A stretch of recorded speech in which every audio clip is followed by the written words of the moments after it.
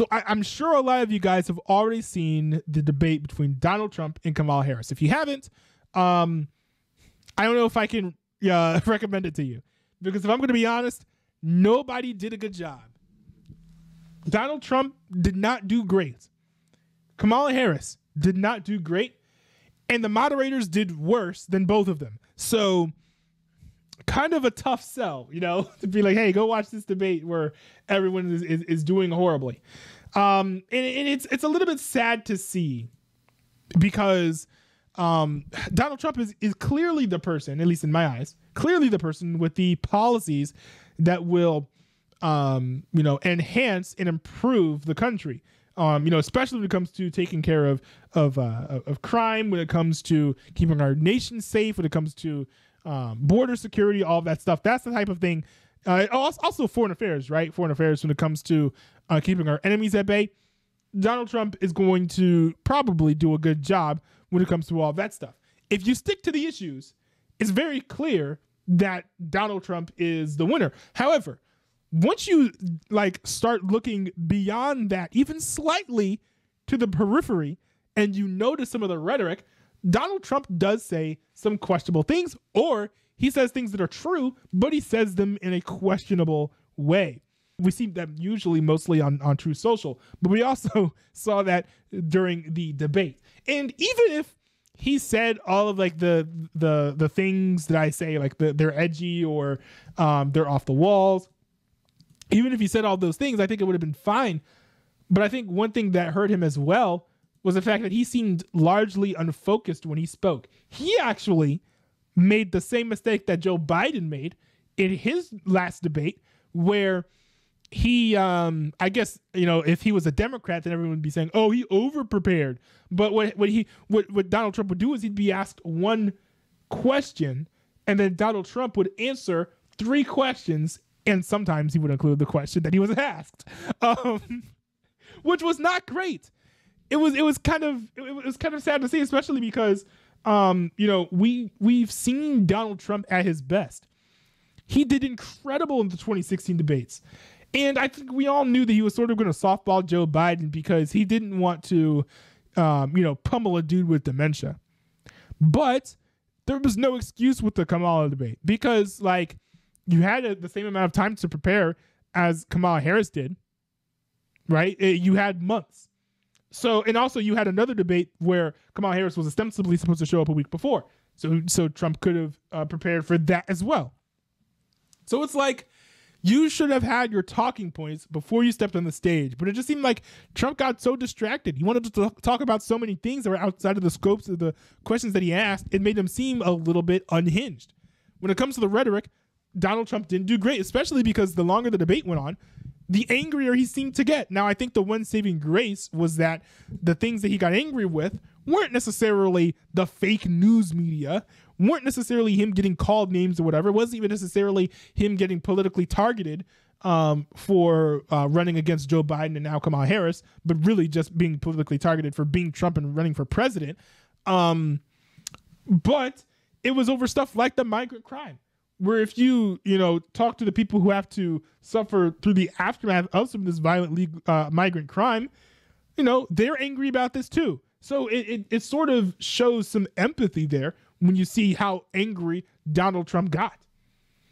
But still, I think a lot of people, especially people who pay attention to the mainstream media, or they get most of their news from CNN and stuff, or MSNBC, they're going to probably come away with those types of emotional responses from Donald Trump with the impression of, he was just unhinged. He was all over the place. He was, just acting like a crazy person. But, it'd be one thing if he behaved that way and then Kamala Harris did great. But Kamala Harris did not. I think it didn't help that she lied for a good portion of the debate. But to be fair, whether or not you tell the truth doesn't have any bearing as to whether or not you actually win a debate. It's just whether or not you're convincing enough. My thing with Kamala Harris is she seemed too rehearsed. It seemed like she was reading a pre-prepared speech every time she answered a question. A lot of her emotional reactions were fake. Like her going like this is probably going to be a meme for years to come, just because it came off as so strange, unearnest, and insincere. So like, so that didn't help. But it also didn't help that she was like smirking or smiling while the topic of migrant crime was showing up. And I understand from a strategic perspective, I think she was supposed to come off as like laughing at Donald Trump's incredulous claims. But it's a serious issue, and it's not a good look to sort of be laughing while we're talking about death and destruction in the country of America. Well, now I'm doing it, but like, you know what I mean? In a forum like this, it just doesn't make you look good. She actually reminded me of the Disaster Girl. I don't know if you're familiar with the Disaster Girl. Kamala Harris is out here in the front, and we're living in the house. And she's like, oh, isn't it great? Don't you want me to save your house? And everyone's like, bruh, dude, you're not the one, man. You're not the one. So I think that this debate really was a wash. And also, when it comes to the moderators, I now see why Donald Trump was warning about the ABC News being so biased against him, because both moderators were just terrible. First of all, the questions they chose were relatively softball questions. They didn't really get to the nitty gritty of like a whole lot of a wide range of political topics. Like usually in most debates, you'll talk about like multiple things. You'll talk about the economy, you'll talk about healthcare, you'll talk about foreign affairs, you'll talk about taxes, you'll talk about cultural issues, even like stuff that goes beyond all of that. But I think maybe half of those topics, or maybe 3/4 of those topics, were discussed during the debate. I just didn't like that. I thought that wasn't great.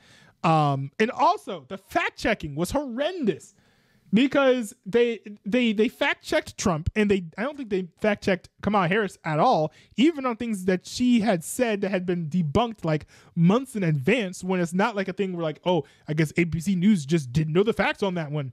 Kind of like with like the whole pets thing, because ABC News was out here acting like it had been verified and proven that Haitians aren't running around killing pets, when we don't know. And there are probably like cases where they just haven't gone to the police. So of course there wouldn't be a police report of that. Yeah, it was just, they were just like letting things slide with Kamala Harris that were just like unbelievable. And I understand if you're going to do fact checking to push back on some of the things that Trump said, because he wasn't accurate on some of the things that he said. Although I personally don't think that there should be fact checking in the debates at all, because it's essentially the debates, the debate moderators and organizers telling the audience, hey, you're bad if you agree with this person is saying. So I don't like the fact checking of the debates, because hey, you can get the fact checking after the debates. But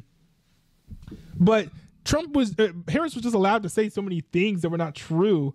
And she was given like a lot of questions that didn't really challenge her, when there are a lot of weaknesses of her, like as a candidate. Like, for example, the process of her becoming a nominee for president. Like, you know, how can voters be sure that you've actually earned your spot as the VP pick when the people didn't vote for you to be the nominee for president? And also, your previous presidential campaign crashed and burned, and the only reason that you are a vice president right now is literally because of the shape of certain body parts that you have in your skin color. This, as admitted by Joe Biden. That's a fair question to be like, how can voters be sure that you are the best person to run the country when you weren't necessarily picked based on merit? Yeah, like questions like that should have been asked during the debate, and they just weren't. So that just kind of contributed to the debate just not being very good.